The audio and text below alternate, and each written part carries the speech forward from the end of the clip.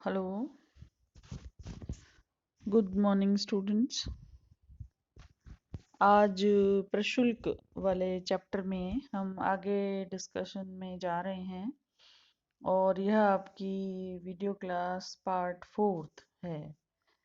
क्योंकि थोड़ा लंबा चैप्टर है, मैंने आपको पहले ही बताया था, और जैसे जैसे स्लाइड्स अपन बदलते जा रहे हैं आपको पता चल रहा होगा कि हम इन सब पे चर्चा कर चुके हैं। ये मान्यताएं थी और इसके बाद हमने किंडरबर्गर द्वारा बताए गए 8 जो भी प्रभाव थे प्रशुल्क के, उन पर हम चर्चा कर रहे थे और ये सब हम कर चुके थे। इस डायग्राम के बाद वाली स्लाइड पे थोड़ा सा उसमें टाइपिंग एरर था, तो मैंने वह क्लास वहीं रोक दी थी और अब हम जो है इस पे चर्चा करेंगे। पिछला एक बार वापस से लगा देती हूँ मैं ये डायग्राम, जिसमें कि राइट साइड कंट्री ए है जो आयातक देश है और लेफ्ट साइड कंट्री बी है जो निर्यातक देश है।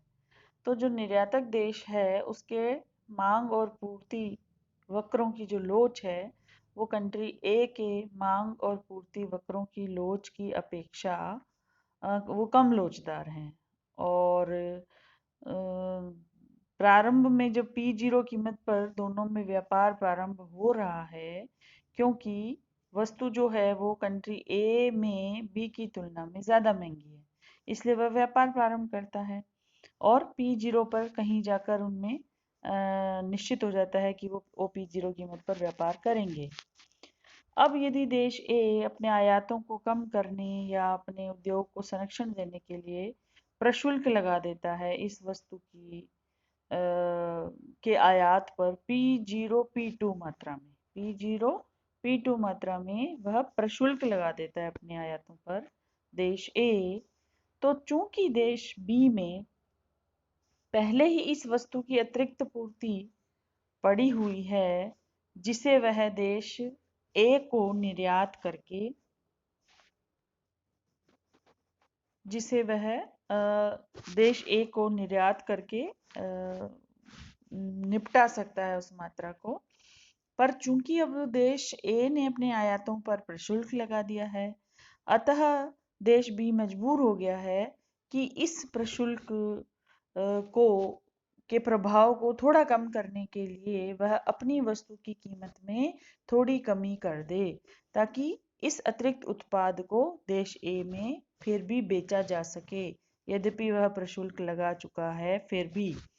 तो यह देश बी P0 P1 मात्रा में अपनी वस्तु को की कीमत को और कम कर देता है, यानी कि प्रशुल्क का जो भार है वह देश बी जो है वहन करेगा और आधा भाग P0 P1 की मात्रा में और P1 P2 की मात्रा में देश ए जो है वो उस प्रशुल्क के भार को वहन करेगा। यानी कि देशों की सरकारें प्रशुल्क का भार वहन करेंगी, जबकि उपभोक्ताओं के लिए वस्तु उतनी महंगी नहीं होगी जितनी प्रशुल्क की मात्रा लगाई गई है। इस प्रकार से प्रशुल्क का P0 P1 हिस्सा निर्यातक वहन करेगा और इसका P1 P2 हिस्सा आयातक वहन करेगा। तो इस डायग्राम का जो विश्लेषण है, जिसके लिए यह सामने वाली स्लाइड आपके खुली हुई है, जो मैंने समझाया है वही इसमें लिखा हुआ है। तो इस तरीके से आप अपने नोट्स तैयार कर सकते हैं। अब हम चलते हैं नेक्स्ट स्लाइड पे। स्पष्ट है कि आयातकर्ता देश द्वारा वहन किया गया प्रशुल्क भार निर्यातकर्ता देश द्वारा वहन किए गए प्रशुल्क भार की अपेक्षा कम है। ब्रैकेट में लिखा हुआ है, जो चीज हमने ऊपर लिखी है उसको हम किस तरीके से दूसरे रूप में लिखें कि समझ जल्दी आ जाए, वो है P0 P1 is greater than P1 P2। फलस्वरूप जो व्यापार शर्तें हैं TOTs, वो प्रशुल्क लगाने वाले देश के पक्ष में ही बनी हुई है। इस तरह पांचवा प्रभाव जो है किंडरबर्गर द्वारा बताया गया प्रशुल्क का अब समाप्त होता है। छठे प्रभाव की तरफ अब हम बढ़ रहे हैं। जो कि है प्रतिस्पर्धात्मक प्रभाव, कॉम्पिटिटिव इफेक्ट इसको कहते हैं। कि जब कोई देश अपने आयातों पर प्रशुल्क लगाता है, उद्देश्य उसका यह है कि वह अपने छोटे व नए उद्योगों को संरक्षण दे, ताकि उसको विदेशी प्रतियोगिता में सीधे घुसने से या प्रतियोगिता में बचाया जा सके। क्योंकि हमारा उद्योग या इस प्रशुल्क लगाने वाले छोटे देश का उद्योग अभी शिशु अवस्था में है, इसलिए उन्हें विदेशी प्रतिस्पर्धा से बचाने के लिए प्रशुल्क लगाना अनिवार्य है। एक बार जब वह प्रतिस्पर्धा करने लायक हो जाएगा, तब इस देश के द्वारा ये प्रशुल्क हटा लिए जाएंगे। लेकिन किंडलबर्गर इस तर्क को सही नहीं मानते। उन्होंने जो कहा है इसके विरोध में, इस तर्क के विरोध में, उसे हमने इन्वर्टेड कोमा में सामने लिखा है। उनके शब्दों में, यदि प्रशुल्क के द्वारा विदेशी प्रतियोगिता को दूर रखा जाता है, तो घरेलू उद्योगों में अकुशलता तथा सुस्ती आ जाएगी। ये इन्वर्टेड कोमास में किंडलबर्गर के शब्द हैं, कोटेशन है, जिसे आप याद कर लीजिएगा और इस पॉइंट में इसको जरूर ही मेंशन करना है। क्योंकि वास्तव में यदि हम किसी उद्योग की कॉम्पिटिटिवनेस खत्म कर देंगे, तो धीरे धीरे वह उसका आदी हो जाएगा और इस तरीके से वह विदेशी प्रतियोगिता में कभी भी नहीं उतर पाएगा, ऐसा किंडलबर्गर मानते हैं। लेकिन दूसरी तरफ के जो अर्थशास्त्री है, जो उनका तर्क भी कुछ हद तक ठीक है कि जब तक वो शिशु है, जब तक कि वो प्रारंभिक अवस्था में है, तब तक उसको विदेशी प्रतियोगिता में सीधे उतारना ठीक नहीं है। तो यह है प्रशुल्क का प्रतिस्पर्धात्मक प्रभाव। नेक्स्ट है आय प्रभाव, इनकम इफेक्ट। प्रशुल्क लगाने वाले देश और दूसरे देश जो कि निर्यातक देश है, दोनों पर ही प्रशुल्क के आय प्रभाव परिलक्षित होते हैं। आयातक देश द्वारा जब प्रशुल्क लगा दिया जाता है, तो ऐसा नहीं है कि केवल उसी के ही देश में आयात कम होने से आयात भुगतान कम हो जाएंगे और उसकी आय की स्थिति ठीक हो जाएगी, बल्कि विदेशी स्तर, जो विदेशी देश है, दूसरा वाला जो देश है, जो निर्यातक है उस वस्तु का, उस देश के डोमेस्टिकली इनकम इफेक्ट भी आएंगे। क्योंकि यदि आप थोड़ा सा इसको ध्यान से समझेंगे, तो आपको बहुत जल्दी समझ आ जाएगा कि प्रशुल्क के आय प्रभाव को दूसरे देश में बेरोजगारी तथा निर्धनता की लागत पर अपने देश में रोजगार तथा आय में वृद्धि करने की नीति भी कहा जाता है। कैसे? क्योंकि जब कोई देश अपने आयातों को कम कर देता है प्रशुल्क लगाकर, तो निश्चित रूप से दूसरे देश के निर्यात कम हो जाते हैं। इस तरह वहां निर्यात भुगतान अब कम प्राप्त होने से वहां के लोगों का आय स्तर गिर जाता है, जिससे वहां पहले की तुलना में निर्धनता आती है या संपन्नता में कमी आती है। जबकि जो आयातक देश है, जो प्रशुल्क लगा रहा है, वो ये कह सकता है कि उसके आयात भुगतान अब कम हो गए हैं, तो चूंकि अब लोगों के पास आय का ज़्यादा हिस्सा घर में ही बच रहा है, तो वो लोग अपनी सुख सुविधाओं पे और या वस्तुओं पे या अपने जीवन स्तर पे ज़्यादा खर्च कर सकते हैं, देश का पैसा बाहर नहीं जा रहा है। लेकिन अर्थशास्त्रियों का एक वर्ग ऐसा है जो इस नीति को क्या मानता है कि खुद के तो देश में रोजगार आय में वृद्धि कर ली, लेकिन किसकी कीमत पर? दूसरे देश के बेरोजगारी और निर्धनता की कीमत पर। श्रीमती जॉन रॉबिन्सन ने इसे एक पर्टिकुलर नाम दिया है, बेगर माय नेबर पॉलिसी, मेरे पड़ोसी को निर्धन बनाने वाली नीति, हिंदी में इसको कह सकते हैं। कई बार प्रश्न की दृष्टि से ये बहुत ही महत्वपूर्ण है। छोटे प्रश्न में आ सकता है सिर्फ ये clause, beggar my neighbour policy स्पष्ट करें। तो इस तरीके से अब आप इसको स्पष्ट कर सकते हैं। इसी डिस्कशन को आगे कर रहे हैं, अपन बढ़ा रहे हैं, लेकिन दूसरा देश भी यह सहन नहीं करेगा। प्रतिक्रिया स्वरूप वह भी प्रतिरोधात्मक प्रशुल्क लगाएगा। फलस्वरूप दोनों देशों में आय व रोजगार का नुकसान होगा। नेक्स्ट जो पॉइंट है, उसमें हम लास्ट और 8वां प्रभाव देखने जा रहे हैं प्रशुल्क का, जबकि देश छोटा है और प्रशुल्क के प्रभाव किंडलबर्गर के अनुसार हम देख रहे हैं। 8वां प्रभाव है भुगतान शेष प्रभाव, balance of payment effect. Balance of payment इस तरह का अकाउंट होता है जो एक देश की अन्य देशों के साथ जितने भी आर्थिक लेन देन होते हैं उनका लेखा जोखा होता है। इसे हमेशा संतुलित रखना होता है अकाउंटेंसी की दृष्टि से। इसमें कभी भी नीचे जब बिलो द लाइन कहते हैं कि घाटा या नफा जो भी है, नफा नुकसान कहते हैं, वो दिखाई नहीं देना चाहिए। यह हमेशा संतुलित दिखाई देना चाहिए। जिस किसी भी देश के व्यापार में या किसी भी तरीके के आर्थिक लेन देन में घाटा है या नफा है, उसको above the line he adjust करके दिखाया जाता है और इसे हमेशा, यानी बीओपी को हमेशा संतुलित दिखाया जाता है। तो टैरिफ लगाने से क्या होता है, और टैरिफ लगाया क्यों जाता है? जब किसी देश का भुगतान संतुलन असंतुलित हो जाता है, बीओपी में घाटा हो जाता है या नफा हो जाता है, तब टैरिफ लगाए जाते हैं। तो जनरली घाटे की समस्या से निपटने के लिए टैरिफ लगाए जाते हैं। घाटा कब होता है व्यापार में? जब आपके आयात ज़्यादा हैं निर्यातों से, imports are greater than exports, तब आयातों को कम करना पड़ेगा, निर्यातों को बढ़ाना पड़ेगा। तो यहाँ जो जोर रहता है वो आयातों को कम करने पे रहता है किसी भी सरकार का। तो छोटा देश है तो उसके लिए ज़्यादा आसान हो जाता है कि प्रशुल्क की मात्रा लगा दी जाए, कुछ मात्रा में प्रशुल्क लगा दिया जाए और उससे प्रशुल्क के बराबर वस्तु की कीमत बढ़ जाएगी और इस तरह देश के आयात कम हो जाएंगे।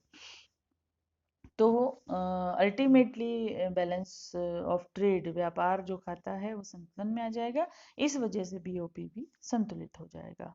तो प्रशुल्क से अब आपको वो रेखा चित्र आपने अपनी कॉपी में बना रखा है, क्योंकि हम उससे 7-8 स्लाइड आगे आ गए हैं। तो आप उस रेखा चित्र को देख कर अपने इस विश्लेषण को समझें कि रेखा चित्र में यह किस तरीके से हम व्याख्यायित करेंगे।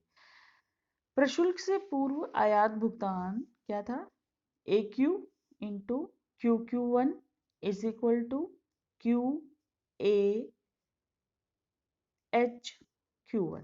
डायग्राम में डिमांड और सप्लाई दोनों कर्व के बीच में जी बिंदु से नीचे आपको ये चीज मिल रही है। कौन सी? QAH और Q1। ठीक है, ध्यान से देख लिया। ये एक तरीके का वर्गाकार चीज है, स्थान है या क्षेत्र है। QAHQ1। ये एरिया कैसे निकाला हमने? ए क्यू जो कि आपके सप्लाई कर्व से बिंदु शुरू होकर रेखा नीचे एक्स अक्ष तक आती है, ए क्यू गुणा क्यू क्यू वन जो मात्रा हम बाहर से आयात कर रहे हैं, वो वाली मात्रा जो एक्स अक्ष पे दिखाई दे रही है, QQ1। जब इन दोनों का गुना किया तो हमें एरिया प्राप्त हो गया QAHQ1। ठीक है। प्रशुल्क के बाद कीमत बढ़ जाने से आयात भुगतान कम होगा, क्योंकि अब हमारे आयात कम हो गए। कितने? Q1 Q2 मात्रा में विदेशी आयात कम हो गए हैं, तो हमारे आयात भुगतान घटेंगे। तो उस घटने के बाद में जो आयात भुगतान है वो है Q3 B C Q2, जिसमें से सरकार के को राजस्व के रूप में प्राप्त हो रहा है BCEF, है ना? ये हम पहले ही निकाल चुके हैं। जो पॉइंट हम बता रहे थे, BFEC, ये वाला जो बीच वाला रेक्टेंगल है छोटा वाला, वो सरकार के राजस्व का हो गया। इस तरीके से आयात हेतु शुद्ध भुगतान जो बच गया एरिया, वो बच गया आपका Q3FEQ2। बहुत आराम से इसको समझिएगा, कोई रॉकेट साइंस नहीं है इसमें। मैंने पहले ही कहा था ये थोड़ा सा जटिल है, इसीलिए कॉपी पे आप इसको बनाकर रख लीजिए, स्लाइड बाय स्लाइड वापस पीछे जाके वापस आगे आके इस तरीके से समझाना मुश्किल हो जाएगा। तो आप अपनी कॉपी में बिल्कुल सेम आपने रेखा चित्र बना लिया है, तो अब इसको समझने में आपको आसानी हो जाएगी। सिंपल मैथ्स है, कितने एरिया में से कितना एरिया घटाना है, कौन सा एरिया हमें किन दो चीज़ों को गुणा करने से प्राप्त हुआ है ना, उसमें से घटाने से हमें क्या बच जाता है।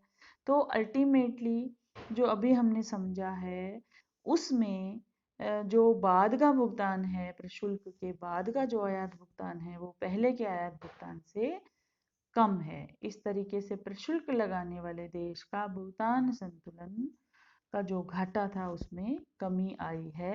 It is proved. लेकिन लेकिन प्रशुल्क लगाने के इस कारण की अर्थशास्त्रियों द्वारा आलोचना की गई है। उनके अनुसार यानी आलोचक अर्थशास्त्रियों के अनुसार यदि प्रशुल्क लगाने वाले देश में आयातों की मांग बेलोचदार है। अब फिर से ध्यान देना, आयातों की मांग बेलोचदार होने का यह मतलब है कि देश ए में जितने भी आयात हो रहे थे उन पर प्रशुल्क लगा देने का उद्देश्य तो था आयातों को कम करना।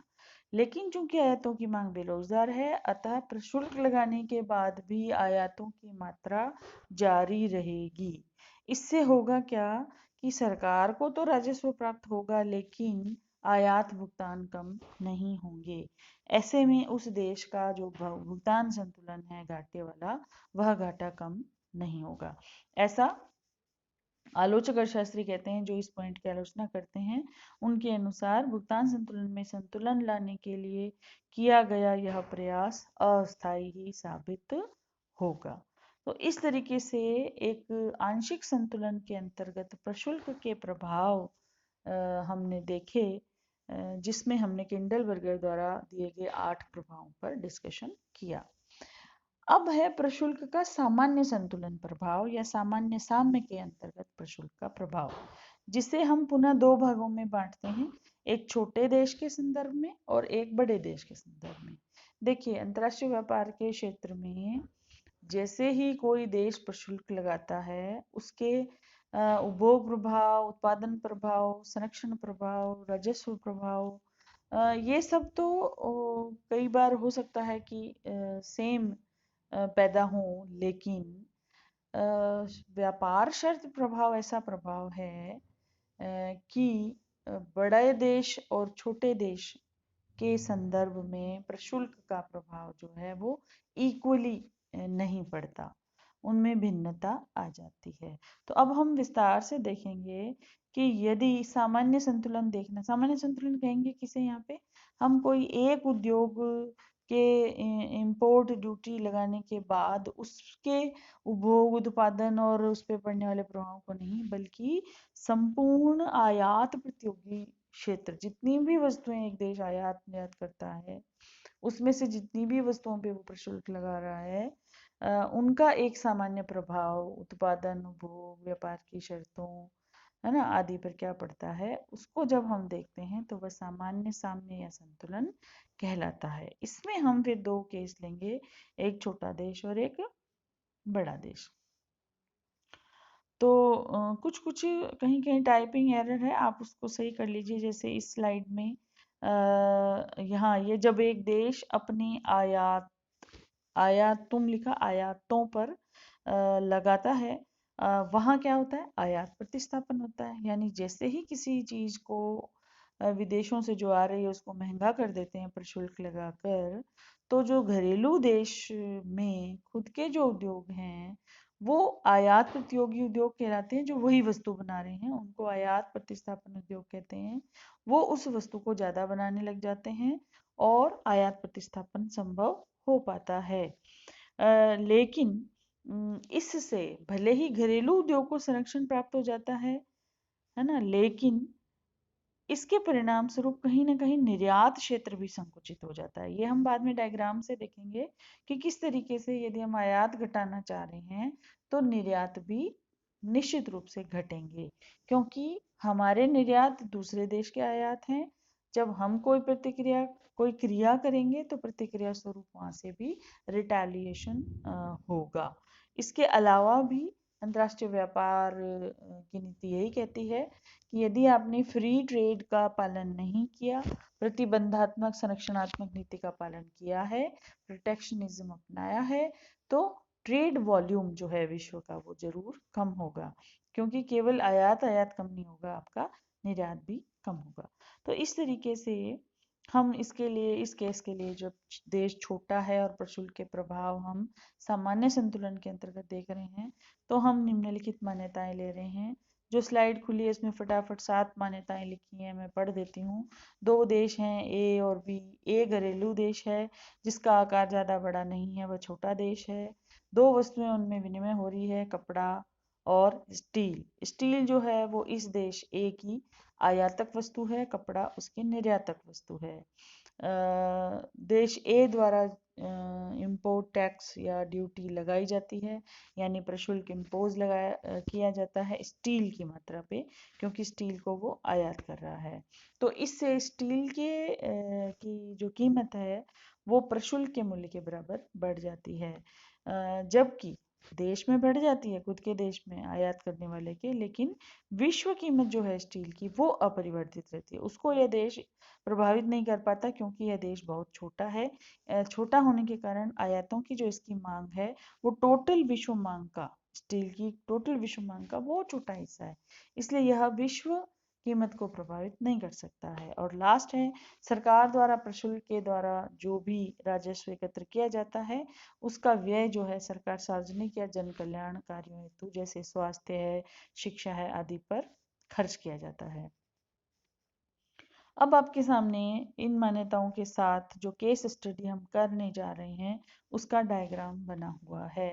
इसे बहुत ध्यान से आप अपने एक कॉपी में बना लीजिए ताकि जब मैं स्लाइड को पलटूं तो आपके सामने यह डायग्राम बना रहेगा और जैसे जैसे हम इसकी व्याख्या करेंगे आपको समझ आता जाएगा। तो नेक्स्ट स्लाइड पलटने से पहले मैं इस स्लाइड पे ही थोड़ा सा देख लेते हैं हम। ये देश ए है, उसका पीपीसी है AA1, ठीक है। पीपीसी का आकार बता रहा है कि यह देश जो है वो क्लोथ बनाने में ज़्यादा एक्सपर्टीज रखता है और इसलिए उसकी यह एक्सपोर्टेबल गुड है जो हमने एक्स अक्ष पे ली है। वाई अक्ष पे इस देश की इम्पोर्टेबल गुड यानी स्टील है जो कि देश बी की निर्यातक वस्तु है और इस देश की आयातक वस्तु है। प्रशुल्क लगाने से पहले उसका जो उत्पादन और भोग संतुलन बिंदु है वो बी है, जो पीपीसी पे स्थित है बी बिंदु, ठीक है।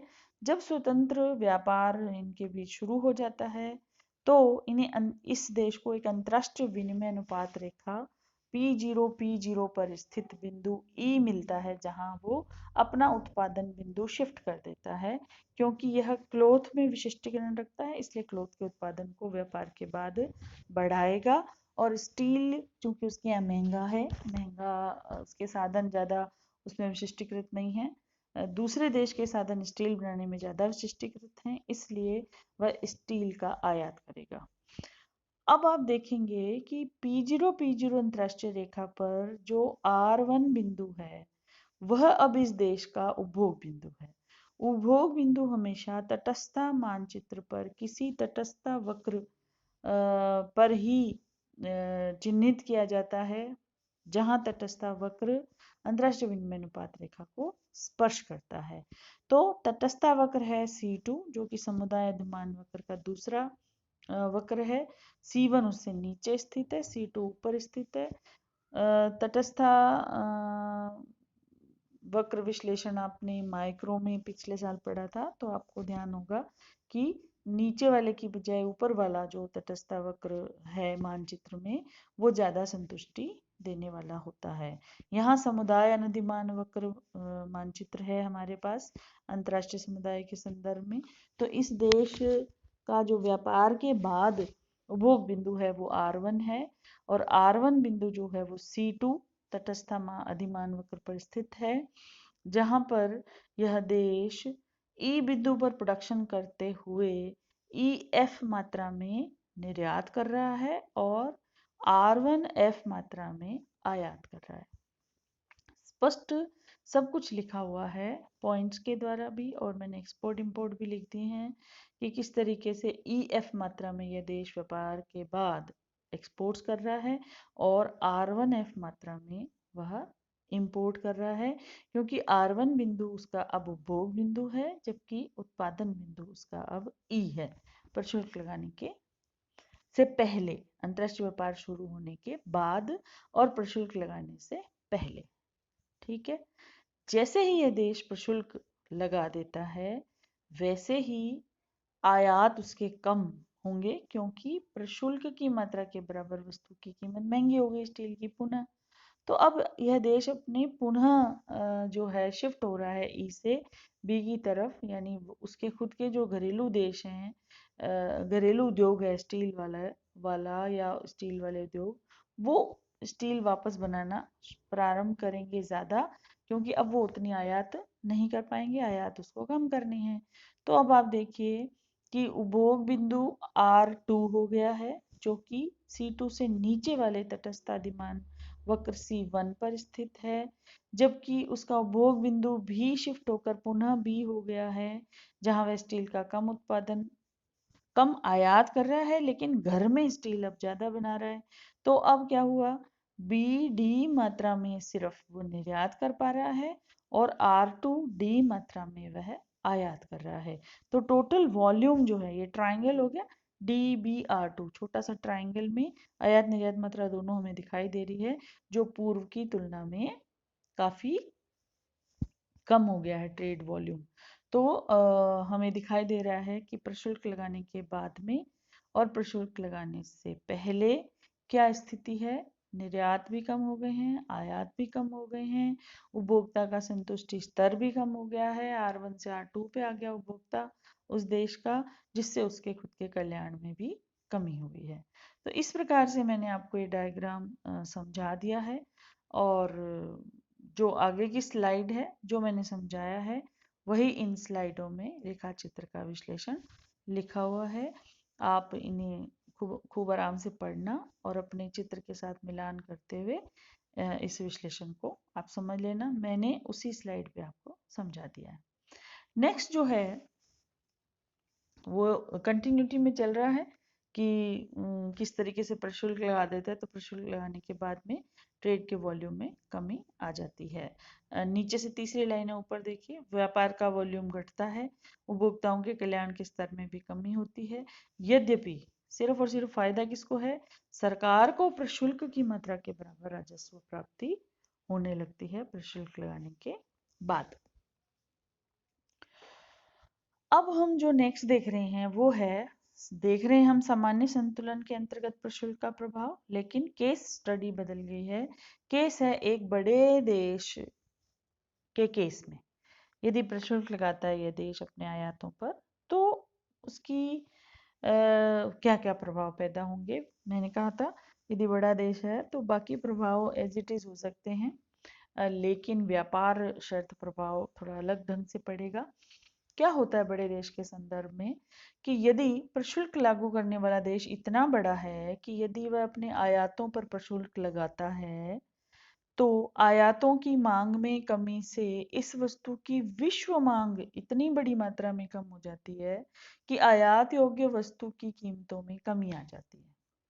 अब आप इसको समझ लीजिए कि एक मान लीजिए खूब बड़ा देश है, बड़ा देश मतलब भौगोलिक दृष्टि से मत देखो, कंजप्शन की दृष्टि से देखो। जैसे भारत में 1.25 अरब लोग हैं और किसी एक प्रोडक्ट का इस्तेमाल यहाँ के 60 करोड़ लोग, मान लीजिए सोने का उदाहरण ले लो, गोल्ड का, गोल्ड हम टोटली इंपोर्ट करते हैं और गोल्ड का उपभोग करने वाला भारत का हर उपभोक्ता है, अपनी सामर्थ्य के हिसाब से वो सोना खरीदता ही खरीदता है, क्योंकि हमारे यहाँ शादियों में और हर फंक्शन में सोने का लेन देन होता है, सोने से लगाव भी महिलाओं का बहुत ज़्यादा होता है, इन्वेस्टमेंट भी लोग सोने में काफ़ी करते हैं। तो आप इस प्रोडक्ट को ऐसे समझ लीजिए कि सोना है। जैसे एक कंजप्शन पॉइंट ऑफ व्यू से देश बड़ा है और आयातक जो वस्तु है वो हर व्यक्ति की डिमांड को छूती है। अब अगर यह देश अपने आयातों को महंगा करने के लिए प्रशुल्क लगा देता है, तो सोना बहुत महंगा हो जाएगा। मानो सोना महंगा हो जाएगा तो सोने की मांग जो है इस देश में जैसे ही कम होगी, तो विश्व की जो टोटल मांग है सोने की उस पर भी इम्पैक्ट आएगा, क्योंकि हर देश हमें सोना भेज रहा है, मतलब निर्यात करता है, हम उनके आयातक हैं। यदि हम सोने को महंगा कर देते हैं प्रशुल्क लगा के, तो फिर आयात घटेंगे हमारे सोने के, और इससे पूरी विश्व मांग जो है सोने की वो प्रभावित होगी, जिससे कि मांग और पूर्ति के द्वारा जो फंक्शन बाजार में चलेगा उस हिसाब से आयात योग्य वस्तु की कीमतों में। अब यहाँ हम मैंने सिर्फ समझाने के लिए आपको एक गोल्ड का उदाहरण दिया था। अन्यथा गोल्ड एक अलग वस्तु है। हम देख रहे हैं गोल्ड के प्राइसेस बढ़ते हैं, फिर भी डिमांड कम नहीं होती है, क्योंकि गोल्ड में निवेश की दृष्टि से बहुत ज़्यादा पैसा लगा हुआ है पूरी दुनिया का।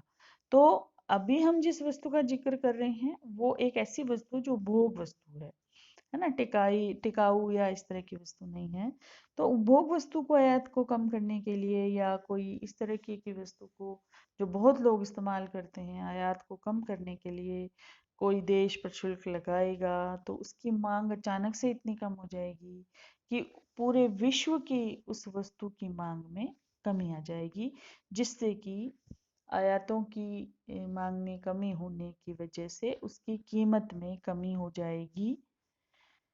ऐसे में आयात कीमतों के निर्यात कीमतों की अपेक्षा कम हो जाने से प्रशुल्क लागू करने वाले देश की व्यापार शर्तों net barter terms of trade में सुधार हो जाएगा। अब net barter terms of trade क्या है, वो हम टर्म्स ऑफ ट्रेड वाली वीडियो क्लास में कर चुके हैं। जब हम लगभग 2 महीने पहले की बात है ये, तब आप उसमें देख लेना अपनी मेरे यूट्यूब चैनल पे जाके टर्म्स ऑफ ट्रेड वाला चैप्टर कि net barter terms of trade क्या थी, या आप अपनी बुक में देख लीजिएगा। तो उसमें क्या हो जाएगा, सुधार हो जाएगा। इसकी व्याख्या यानी इस केस स्टडी की व्याख्या हम नेक्स्ट स्लाइड में जो रेखा चित्र दिया हुआ है उससे देख सकते हैं। ऑलमोस्ट रेखा चित्र वही है जो छोटे वाले केस में था, अब हम इसको बड़े वाले देश में मान रहे हैं, लेकिन एक ब्लू कलर की लाइन से कुछ इसमें चेंजेस आ गए हैं, जो कि एक बड़े देश के द्वारा जब अपने आयातों पर प्रतिबंध लगाया जाता है प्रशुल्क लगाकर, तो विश्व मांग जो है इस वस्तु की इतनी कम हो जाती है कि अंतर्राष्ट्रीय विनिमय अनुपात रेखा जो है वो शिफ्ट होकर BP2 बन जाती है। अब BP2 जो रेखा है वो पूर्व P0 और BP1 दोनों रेखाओं की तुलना में ज्यादा तिरछी है, खड़ी रेखा है जिसका ढाल तिरछा माना जाता है। ठीक है। ऐसे में देश का उत्पादन बिंदु जो है वो B ही रहता है, लेकिन उपभोग बिंदु जो है वो R3 हो जाता है। मैं वापस पीछे स्लाइड कर रही हूँ। उपभोग बिंदु आप देखिए R3 हो जाता है, जो कि C3 पर अवस्थित है ना। तो तटस्थ अधिमान मानचित्र के हिसाब से वो C2 से भी ज्यादा ऊंचाई पर स्थित है, C3 पर स्थित है। इट मीन्स अब जो है इस देश की व्यापार की शर्तें इतनी अनुकूल हो गई हैं कि यहाँ के लोगों के उपभोग स्तर में काफी वृद्धि हो गई है। और यदि हम इनका आयात निर्यात की मात्रा देखें तो DB मात्रा में निर्यात हो रहा है, लेकिन उसके बदले में आयात की मात्रा बहुत ज्यादा बढ़ गई है, R3D हो गई है।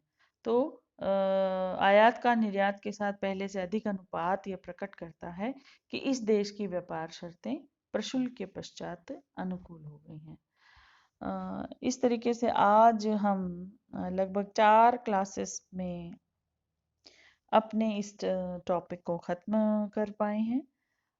मेरा अनुमान है कि आपको मैंने काफ़ी अच्छे से समझा दिया है। अब आप अपने खुद के नोट्स बनाकर, थोड़ा डायग्राम्स पे मेहनत करके खुद अपने हाथ से बना बना कर प्रयास करें, अभ्यास करें।